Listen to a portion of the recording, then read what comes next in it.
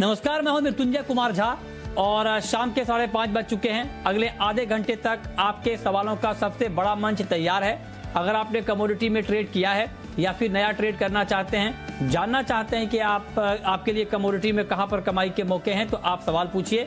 Number आप note कर लें जिस नंबर पर आप सवाल पूछ सकते हैं, 02223001634। इसके अलावा आप 02223001635 पर भी अपना सवाल पूछ सकते हैं।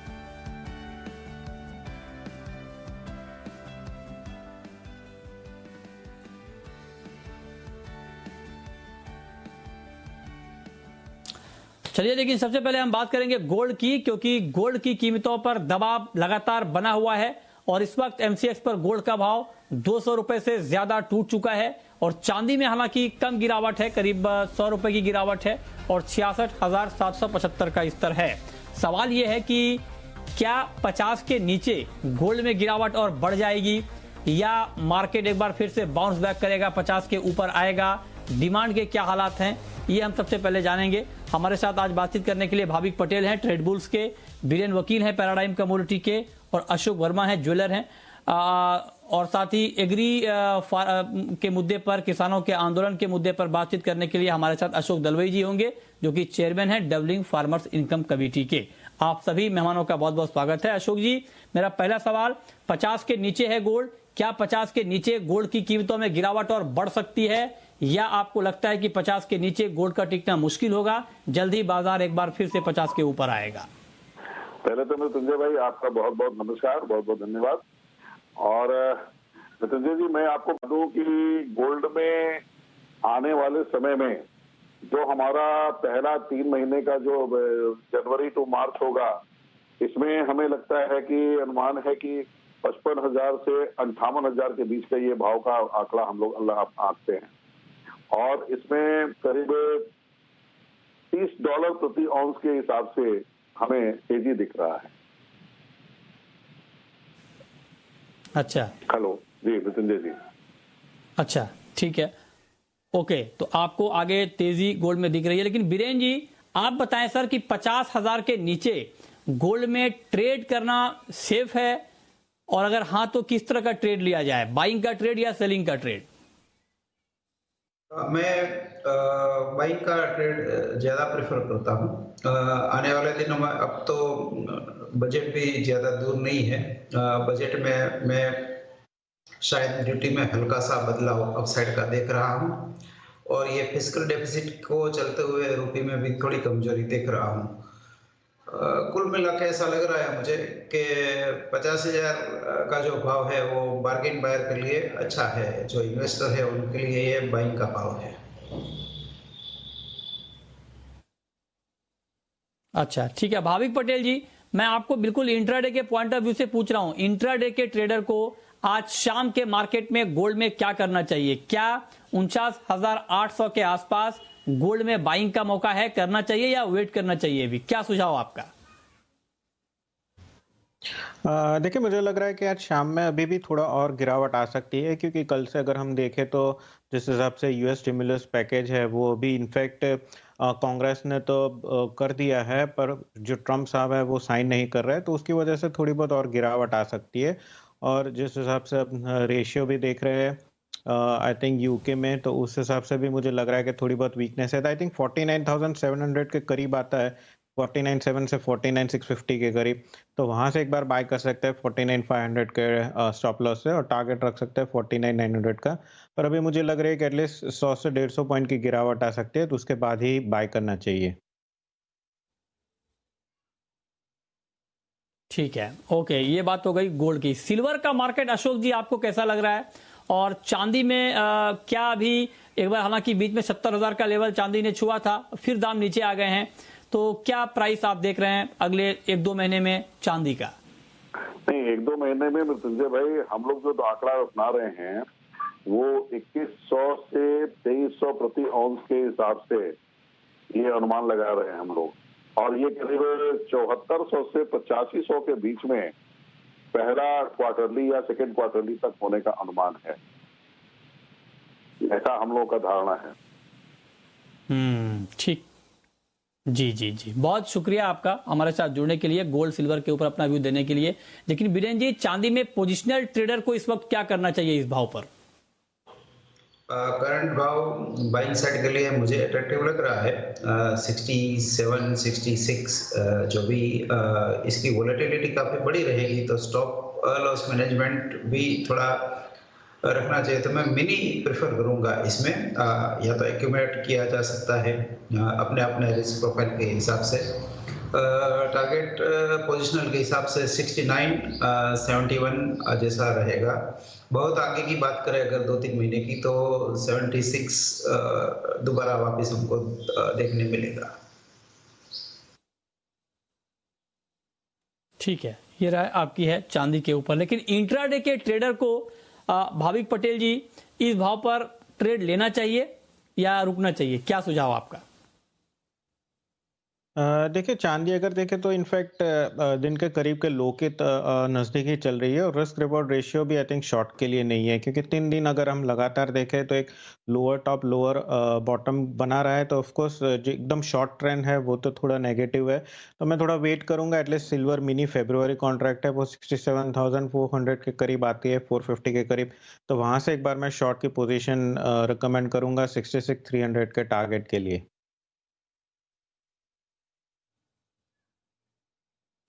ओके, ठीक है, तो ये राय है आपकी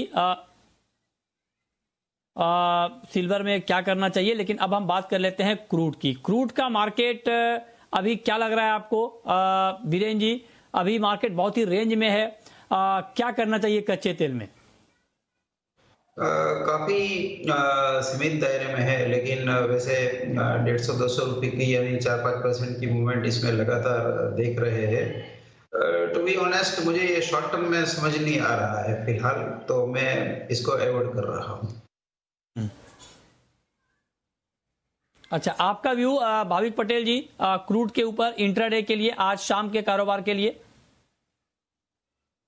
देखिए, वैसे तो क्रूड काफ़ी रिजिलिएंट है, क्योंकि अगर देखें तो सारे नेगेटिव फैक्टर्स आ रहे हैं। कल जो यूएस की एपीआई है वो भी बढ़ के आई है, इनफैक्ट फ्रेश लॉकडाउन हो चुके हैं। फिर भी अगर हम देखें तो क्रूड में ज़्यादा गिरावट नहीं आ रही है, पर बहुत सीमित दायरे में, जैसे 3400 से 3600 के बीच में ही ट्रेड कर रही है। तो आई थिंक आज के दिन अगर 3510 3515 के करीब आता है तो वहाँ से एक बार शॉर्ट कर सकते हैं 3540 के स्ट्रिक्ट स्टॉप लॉस से। और टारगेट भी मुझे ज़्यादा नीचे नहीं लग रहा है, 3450 3430। आज भी मुझे लग रहा है कि एटलीस्ट क्रूड में एक सीमित दायरा ही रहेगा, तो जो भी ट्रेड करे स्ट्रिक्ट स्टॉप लॉस से ही कीजिए। ठीक है, तो आप कहना जो भी ट्रेड लें स्टॉप लॉस जरूर लगाएं। लेकिन अब हम आगे बढ़ते हैं, बात करते हैं किसान आंदोलन की। नए कृषि कानूनों पर जारी प्रदर्शन के बीच आज किसान दिवस भी है। हालांकि आंदोलन कर रहे किसानों ने किसान दिवस नहीं मनाने का फैसला लिया है। आपको बता दें कि किसानों के आंदोलन का आज 28वां दिन है। सिंघू बॉर्डर पर अभी भी हजारों किसान जमे हुए हैं। किसानों का कहना है कि जब तक मांगे नहीं मानी जाती तब तक आंदोलन जारी रहेगा। इस बीच सरकार से बातचीत करने पर फैसला लेने के लिए किसानों ने 5 सदस्यीय कमेटी बना दी है। ये कमेटी सरकार से वार्ता करने पर फैसला लेगी। इस पर बातचीत करने के लिए हमारे साथ फोन लाइन पर हैं फार्मर्स डबलिंग इनकम कमेटी के चेयरमैन अशोक दलवई। दलवई जी, बहुत बहुत स्वागत है आपका जी बिजनेस पर। देखिए, आज बहुत अच्छा दिन है, मौका है, आज किसान दिवस है, लेकिन किसान नाराज हैं और किसानों ने कहा है कि वो नहीं मनाएंगे किसान दिवस। हालांकि आप लोग लगातार बातचीत के लिए पहल कर रहे हैं और आपने लिखा भी है, कहा भी है कि किसान सर्वोपरि हैं, उनकी हर बात को गंभीरता से लिया जाएगा। लेकिन अब जो ये कमेटी बनाई गई है बातचीत के लिए सरकार से, तो सरकार क्या कुछ नई बात करेगी या वही सारे भरोसे जो सरकार पहले दे रही है उसी पर बातचीत होगी? क्या होगा सर अब आगे? धन्यवाद। पहले से ही सरकार यही कहता आया है कि मन खुला कर रखा गया है और जो बातचीत हुआ था किसानों के साथ, और वहाँ उस समय कुछ इश्यूज उभर कर आया था। तो 5-6 जो इश्यूज उभर कर आया है, उसी इश्यूज को आगे बढ़ाते हुए ये जो कमेटी है, सरकार है, किसानों के साथ बात करेंगे। और ये क्योंकि अब माननीय सुप्रीम कोर्ट ने खुद कहा है कि एक कमेटी बनाया जाए और किसानों के साथ एक डिस्कशन हो ताकि एक हल निकल कर आ सकता है। तो ये स्वाभाविक है कि जब डिस्कशन होगा तो इस मुद्दे को रखा जाएगा और एक हल करने के लिए, ये समस्या जो है इसको हल करने के लिए जैसे एक रिकमेंडेशन तो सरकार को देना है तो निश्चय आ जाएगा, उस पर कार्रवाई होगी। अच्छा, दलवाई जी, मैं एक चीज आपसे जानना चाहता हूं सर। 28 दिन से किसानों का आंदोलन चल रहा है। देखिए, बाकी सारी बातचीत तो हो ही रही है, लेकिन इस पूरे आंदोलन के दो छोर हैं। एक तरफ किसान, उनका साफ तौर पर यह कहना है कि जो कृषि कानून यहां पर सरकार ने लाया है, उन कानूनों को सरकार वापस ले ले। दूसरी तरफ सरकार कह रही है कि बाकी हर बातचीत होगी, संशोधन को भी तैयार है, लेकिन कानून पूरी तरह से वापस नहीं होगा। तो फिर सर बीच का रास्ता क्या होगा? मैं समझता हूं कि ये जो बातचीत होगा किसानों के साथ, ये जो कमेटी है ये तो एक न्यूट्रल बॉडी है। ये तो आदेश के, सुप्रीम कोर्ट के आदेश के अनुसार किया गया है। तो मैं समझता हूं कि किसानों को भी एक ओपन माइंड रखने का आवश्यकता है।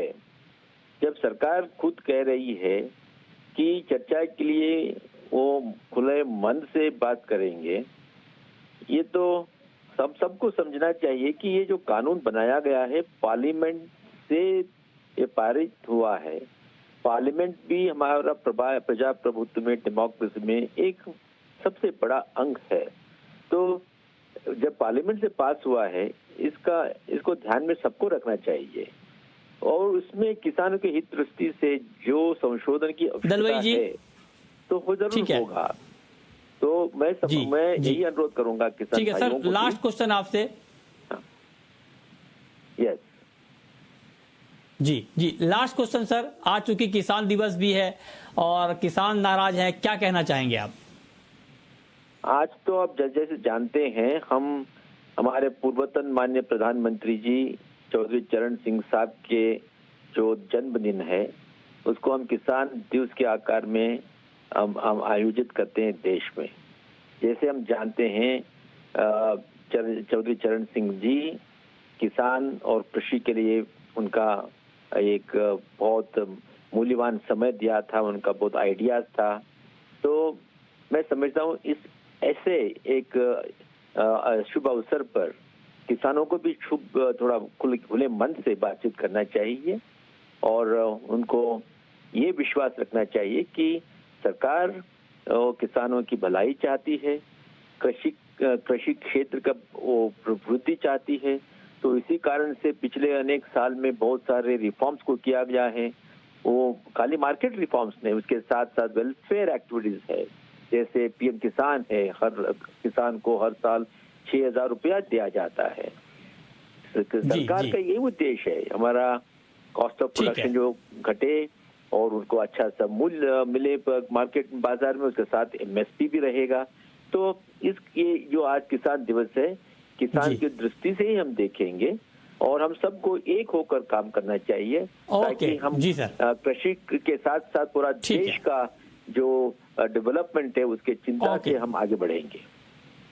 बात करते हैं गोल्ड और सिल्वर की, लेकिन इस बीच हमारे साथ कैलाश जुड़ चुके हैं सदलपुर से।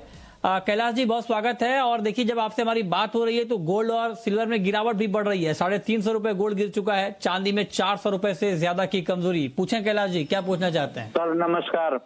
मैंने सर एक सौदा तो प्रॉफिट में लॉकडाउन के बाद अभी कटा है। मेरा कॉपर का 601 रुपए 75 595 में कर लिया। अब मैंने नेक्स्ट मंथ का माइनस कर रखा है, तो डाउन ट्रेंड जारी रहेगा ना? 700 क्रॉस तो नहीं करेगा ना? अच्छा, बताइए भाविक जी, कॉपर में डाउन ट्रेंड अभी जारी रहेगा क्या? देखिए, स्टिमुलस जो नहीं हो रहा है उसकी वजह से लग रहा है कि थोड़ा बहुत गिरावट आ सकती है इनफैक्ट सारे बेस मेटल्स में। और जिस हिसाब से वापस ये जो वायरस म्यूटेट हो रहा है, तो मुझे लग रहा है कि थोड़ा बहुत और गिरावट आ सकती है। आई थिंक कॉपर फिर भी थोड़ा बहुत स्ट्रांग है, तो 595 पे उन्होंने शॉर्ट किया है, तो आई थिंक शॉर्ट उनका बने रही है। मैं जनवरी कॉन्ट्रैक्ट की बात कर रहा हूँ।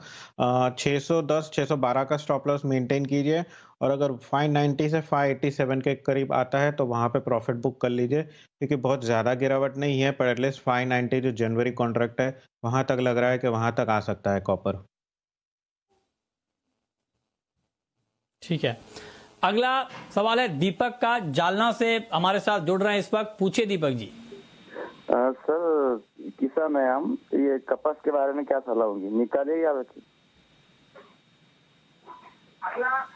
अच्छा बीरेन जी, कपास के ऊपर क्या आउटलुक है आपका, क्या प्राइस आगे रह सकता है कपास का?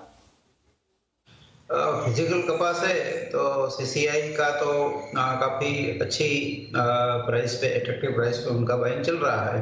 और अगर फ्यूचर्स की बात है तो मैं बेरिश हूँ, मतलब मेरा दोनों में मेरा व्यू ऑपोजिट है।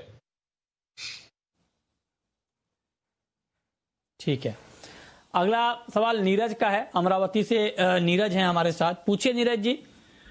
सर नमस्कार। मेरा सवाल ये है कि जब से किसान आंदोलन चालू हुआ है उसके बाद से मोस्टली सभी एग्री कमोडिटीज अपने एमएसपी के नीचे चले गई है, तो ये दोनों चीजों को आप कैसे देखते हो? बहुत ही आपने एकदम संपादकीय टाइप सवाल पूछा है। इसका जवाब देखिए एक लाइन में तो हो नहीं सकता है। इसके जवाब के लिए तो आधे घंटे का शो करना पड़ेगा, लेकिन ठीक है, चूंकि आपने सवाल पूछा है कुछ तो जवाब, चूंकि आज बड़ा अच्छा मौका है कि बीरेन वकील जी हमारे साथ हैं और जो इन चीजों पर बहुत ही पैनी नजर रखते हैं।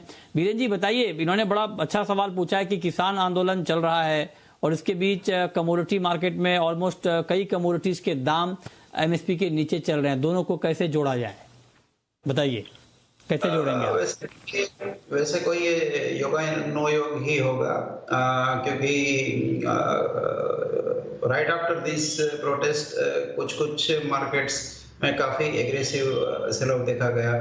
जैसे सोयाबीन का एग्जांपल ले तो हमारे यहाँ 4 वीक पहले 4,500 4570 का रेट था, जब सोयाबीन फॉरिन में 1170 था। फॉरिन में 5% की तेजी के बावजूद यहाँ 3% मंदी हुई। जैसे आपने कहा कि इसके लिए तो एक लंबा शो करना पड़े पूरा आधे घंटे का, बट ऐसा लग रहा है कि कहीं प्राइस बिहेवियर में शायद इसमें कोई इन्फॉर्म सेलिंग शायद आ रहा है। इतना जरूर है कि ग्लोबल फंडामेंटल से इंडियन फंडामेंटल फिलहाल थोड़े डिस्कनेक्ट दिख रहे हैं।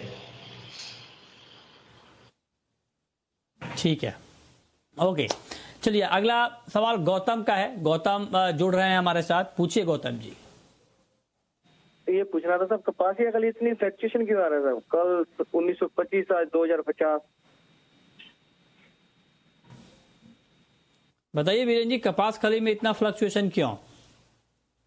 ये नॉर्मली इसका नेचर ही एज ए फ्यूचर्स, इसका नेचर ऐसा रहता है हर साल, आजकल से नहीं, पिछले 7-8 साल से हर साल इसमें 30-40% की तेजी मंदी रहती है, कभी कभी 100% की भी तेजी मंदी रहती है। करंट सीजन में मुझे ऐसा लग रहा है कि इसका जो बेस है वो 1800 का बॉटम होना चाहिए, अपसाइड में 2300-2400 के बीच ये रहना चाहिए। ठीक है, और अब वक्त है रैपिड फायर राउंड का।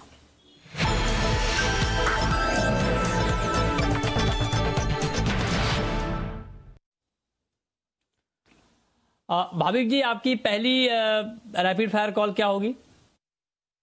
मैं सिल्वर मिनी जो फरवरी कॉन्ट्रैक्ट है वो रिकमेंड करूंगा शॉर्ट की 67,450 के करीब, 66,300 के टारगेट और 68,100 का स्टॉप लॉस। ओके, आपकी कॉल बीरेन जी। दिसंबर सीपीओ में मैं बाइक प्रेफर करूंगा 940 के आसपास, 932 का स्टॉप लॉस रहेगा, टारगेट 980 का रहेगा। आपकी आखिरी कॉल भाविक जी। जिंक जनवरी कॉन्ट्रैक्ट है वो मैं सेल करने के रिकमेंड करूंगा 219.20 के करीब, 216.80 का टारगेट और 220.60 का स्टॉप लॉस। ओके, बहुत शुक्रिया भाविक जी आपका, बीरेन जी आपका, हमारे साथ जुड़ने के लिए, बताने के लिए कमोडिटी में कहां पर कमाई के मौके हैं।